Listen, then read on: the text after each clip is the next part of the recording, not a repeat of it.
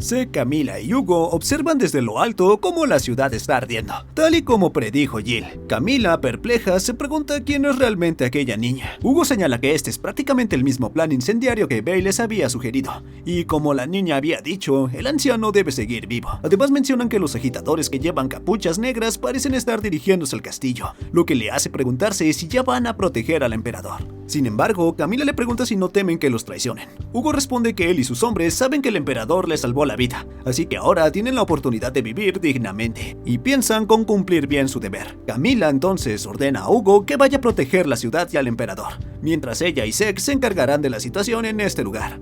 Zeke por su parte identifica al marqués Bale y al príncipe heredero entre los encapuchados y le pide al pequeño dragón que la libere, ya que si no lo hace, el emperador se encontrará en peligro. El dragoncito le responde que no tiene por qué preocuparse, ya que si lo quisiera podría destruir toda la ciudad en segundos, y él le responde que si lo hiciera su corazón se volvería aún más frío. El pequeño dragón explica que la llegada de la lanza podría desatar el mismo destino que le ocurrió a Cipher, y muchas otras chicas podrían correr la misma suerte. La lanza busca un receptáculo para resucitar como una joven de 14 años. Aunque no sea el receptáculo perfecto, si es mayor de 14, la lanza podría controlarla. Además, Jill, quien supuestamente es el escudo mágico que protege a Hades del amor de la diosa, entonces tiene un papel fundamental en esto. El dragón continúa, revelando que Kratos es la diosa del amor y que cree que puede hacer lo que sea en su nombre, con la meta de casarse con el emperador dragón. Jill le pregunta si todo se resolvería si él se casara con la lanza, pero el dragoncito le responde que eso no sería posible, ya que su destino es casarse con Hades, pues él solo es el protector del emperador y un arma. Jill sugiere que se case con la lanza y la cuelgue, pero el dragón explica que la diosa es celosa y podría eliminar a todas las mujeres del continente.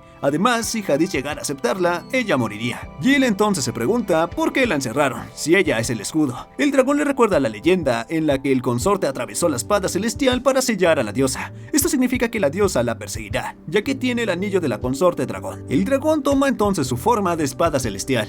Jill se da cuenta de que la querían usar como carnada para atravesarla junto con la diosa, pero ahora la está protegiendo, lo que le resulta contradictorio. Se da cuenta de que Hades la utilizó, pero ahora intenta salvarla. El pequeño dragón menciona que existe una forma fácil de acabar con la diosa, un método que Hades todavía no ha descubierto. Decidida, Jill le pide al dragón que la libere para enfrentar a la diosa empuñando la espada celestial. El dragón insiste que es muy difícil, pero Jill le responde que ella puede ver el futuro. Luego revela que todo esto terminará con la destrucción de Balebor, ya que la facción del príncipe se aliará con Geralt para derrotar al emperador, y como consecuente desatará una guerra civil. Aunque el emperador seguirá protegiendo el país, se ganará el odio de la gente. Le pregunta al dragón si permitirá que ese futuro se haga realidad. Jill sabe que deben detener todo ahora. Si ella pierde, le pide al dragón que le atraviese junto con la diosa. El dragón le dice que la usaron como carnada, pero Jill le responde que eso habría sido mejor. Llora mientras se pregunta por qué intentaron protegerla en lugar de pedirle ayuda, lo que la enfurece aún más. Antes de actuar, Jill le pregunta al dragón por qué Javier dijo que era tan astuta, como si fueran muy cercanos o algo así. El dragón le responde que la odiaba, pues le causó muchísimos problemas desde niña, lo que la molesta. Luego recuerda que Hades le dijo que del odio al amor simplemente hay un paso, y el dragón le explica que Hades no dijo su nombre para evitar que la diosa la detectara. En el fondo, Hades quería decirlo, y él también. Jill reflexiona sobre los hombres, ya sean dioses o emperadores, y cómo no se dan cuenta de que sus acciones solo encolerizan a las mujeres. Al mismo tiempo, se da cuenta de que ella también está atrapada en esas emociones.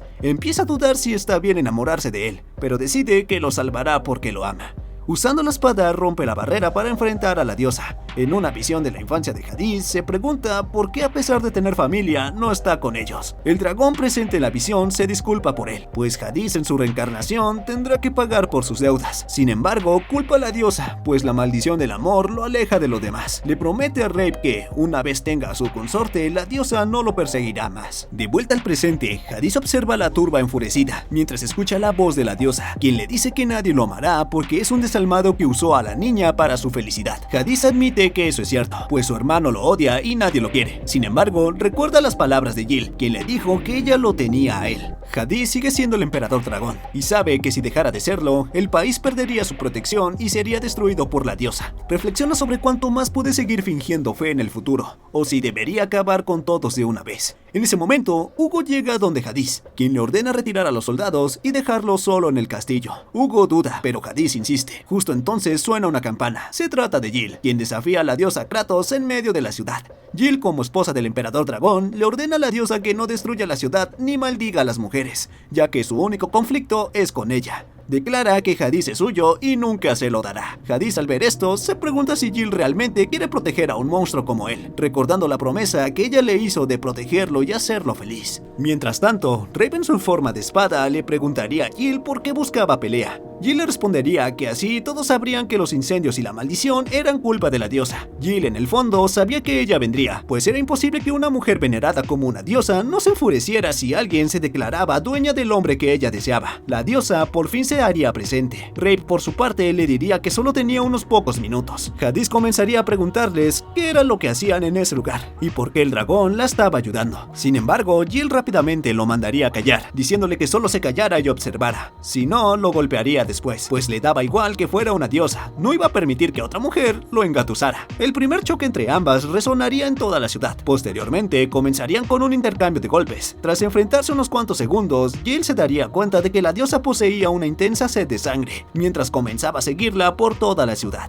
La diosa en su forma de lanza comenzaría a multiplicarse, y acto seguido lanzaría una lluvia de lanzas que impactaría en la ciudad y a todas las personas que, sorprendidas, admiraban el enfrentamiento desde el suelo. Jill, sin embargo, lograría ejecutar una barrera protegiendo la ciudad y a las personas al mismo tiempo, casi al punto de ceder. El emperador reforzaría la barrera de Jill con su magia, rechazando así el ataque. La protagonista tenía la esperanza de que las personas vieran quién era en verdad el verdadero enemigo, y no su majestad. La batalla continuaría mientras Rape se mostraba asombrado por lo poderosa que era la pequeña Jill. Aún así, ella le respondería que le consumía demasiada magia, por lo que debía atacar a la verdadera de una vez por todas. Jill comenzaría a idear una forma de enfrentarla directamente, y rápidamente se le ocurriría una idea. Primero lanzaría a Rape, para posteriormente retar en 1 contra 1 a la diosa. Sorpresivamente, esta aceptaría el desafío, y tras mostrarse, procedería a atacar a Jill, pero esta sería mucho más rápida y lograría atraparla entre sus manos. Jill entonces le diría que se volverían a ver, aunque realmente no sabía si la recordaba. La diosa, sorprendida, le preguntaría cómo es que era capaz de recordarla. Jill ahora se preguntaba si acaso fue la diosa Kratos quien la envió al pasado. Mientras tanto, esta última le diría por qué de todas las mujeres ella tuvo que ser la consorte del dragón, por lo que rápidamente le ordenaría que se lo devolviera. Al estar en esa situación, Jill se daría cuenta de que era idéntica a la de aquella noche. Sin embargo, a partir de este momento todo volvería a comenzar. No dejaría que le quitaran nada más. Así, Jill, mientras le decía que dejara de acosar a esposos ajenos, lograría asestarle un golpe a la diosa, para posteriormente partirla en dos y lanzarla hacia allá. Tras esto, Jill habría utilizado demasiada magia, por lo que enseguida comenzaría a caer. En ese instante, Geralt aparecería y lograría sujetarla, alegrándose pues mencionaría que ella sabía que terminaría llevándosela con él. Camila y Zeke, que estaban abajo observándolo todo, le advertirían a Geralt que no se la llevara. Este último, al verlos, le ofrecería a Jill ir con él a cambio de la vida de ambos. Sin embargo, antes de que Geralt lo obligara a decidir, sería golpeado por un hechizo.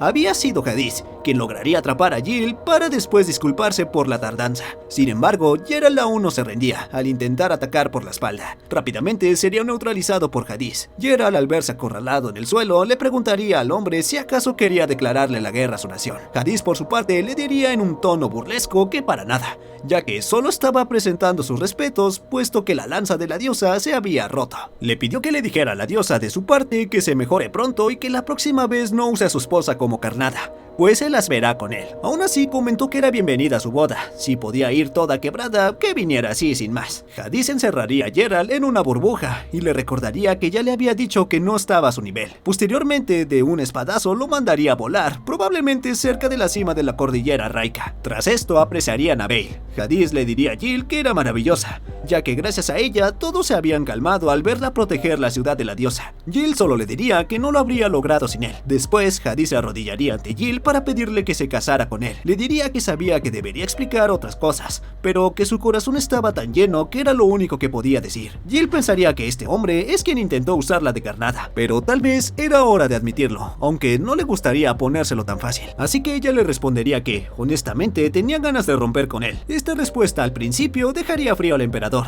Antes de que Jill pudiera decirle el resto, él caería inconsciente. Tiempo después, Jadis hablaría de lo sucedido, mencionando que creyó que iba a morir. O pensándolo bien, creía que sí había muerto, por lo que ahora Jill, quien habría matado al emperador, era una criminal. Ella le diría que todo fue culpa de él, por sufrir un paro cardíaco sin escucharla hasta el final. Hadís, al escuchar esto, le preguntaría si entonces lo amaba, pero Jill, molesta y al mismo tiempo sonrojada, le preguntaría de vuelta cuántas veces se lo iba a preguntar, pues ella ya se lo había declarado. Hadís recordaría que creía haberla escuchado decir: lo amo, por favor, abre los ojos, desde un campo de flores, aunque pensaba que tal vez fue una alucinación. Jill enseguida le respondería que eso sí pasó, aunque no lo de las flores. Reb llegaría a la habitación y se daría cuenta de que aún estaban discutiendo. Hadís le diría a Reb que era porque Jill era muy fría, pero esta última ahora le preguntaría a él si la amaba. Hadís, como era de esperarse, no pudo decirlo, por lo que rápidamente se escudaría debajo de su almohada, mientras le pedía que le dieran un poco de tiempo, todo para pensar cómo decirlo para que sonara genial. Cambiando de tema, Jill se sorprendería por la cantidad de obsequios que le había enviado a la gente. Reb mencionaría que fue porque la rechazaron en público, y a Hadís le dio un infarto.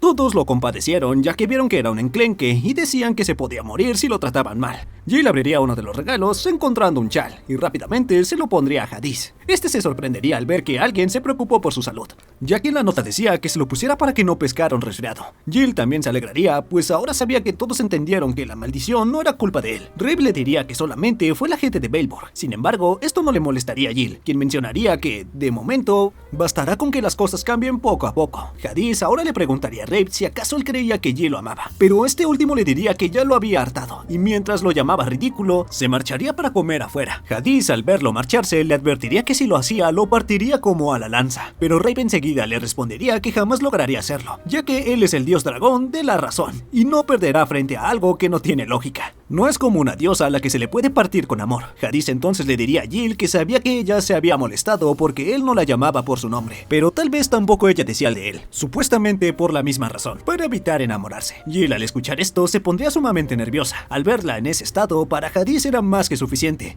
pues si ella lo amaba, él también la amaba a ella. Así, con el amor siendo mutuo, Hadís le seguiría molestando un poco mientras la sentaba frente a él. Enseguida la abrazaría y le diría que lo que estaba a punto de confesarle jamás se lo había dicho a Reb, pero quería que ella lo supiera. En el fondo, no tiene fe en el futuro, y sabe que su plan de familia feliz simplemente es un sueño. No quería darle el gusto a la diosa ni poner triste a Reb, por eso solo actuaba como un gran emperador, pues siempre piensa que tal vez todo se quede en palabras vacías y que no logre cambiar nada. Simplemente no logra creer en sí mismo, pero no puede decírselo a Reb. Aún así, la involucró a ella en todo esto, y por eso cree que eso es de lo peor. Jill enseguida le diría que no era cierto, pues él se ha esforzado, y es normal tener dudas. Hadís la interrumpiría para decirle que la amaba, y no quería que se alejara de él, pues no sabría qué hacer si llegara a huir de su lado, así que le pediría que le volviera a decir que lo amaba. Sin embargo, Jill no podía decírselo en esta situación, por lo que le diría que ya era suficiente, pues le acababa de decir que solo se lo diría 3 veces al día. Pero Hadís no lo aceptaría, insistiendo en que se lo dijera ahora. Jill comenzaría a decirle un par de cosas cuando, de pronto, Hadís le robaría un beso, diciéndole que estaba bien siempre y cuando nadie los viera, pues ella era tan linda. Y sí, eso equivale a toda una veintena de años en la cárcel. A cambio, el buen Hadís recibiría una cachetada. Mientras tanto, Reb reflexionaría un poco, pues sabía que jamás habría podido vencer a la diosa sin amor, y por eso sabía que ambos tenían muchísimas cosas que aprender.